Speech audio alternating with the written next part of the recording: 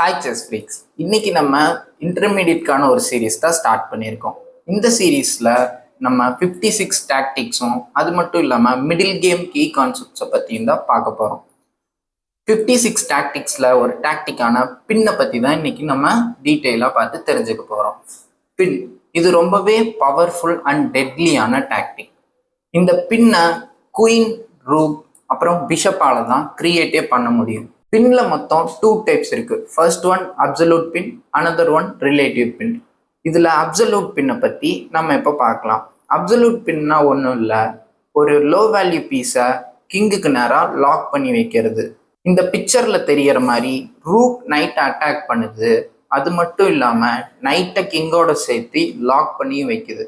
இப்போ இந்த நைட்டை ரிமூவ் பண்ண முடியாது, அந்த நைட்டை ரிமூவ் பண்ணா அது இல்லீகல் ஆயிடும். இதுக்கு பேர் தான் அப்சல்யூட் பின். நெக்ஸ்ட் நம்ம பார்க்க போறது ரிலேட்டிவ் பின்.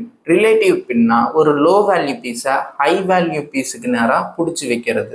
இந்த பிக்சர்ல இருக்கிற மாதிரி பிஷப் வந்து குயினுக்கு நேராக நைட்டை பின் பண்ணி வச்சிருக்காங்க. இப்போ நைட்னால மூவ் பண்ண முடியும், இருந்தாலும் நைட்டை மூவ் பண்ணா பிஷப் இன்டு குயின் லாஸ் ஆயிடும். இந்த மாதிரி தான் பின் டாக்டிக் ஒர்க் ஆகுது.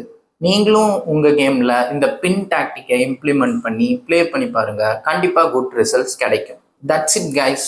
நெக்ஸ்ட் டாக்டிக்கல் வீடியோவில் உங்களை நான் மீட் பண்ணுறேன்.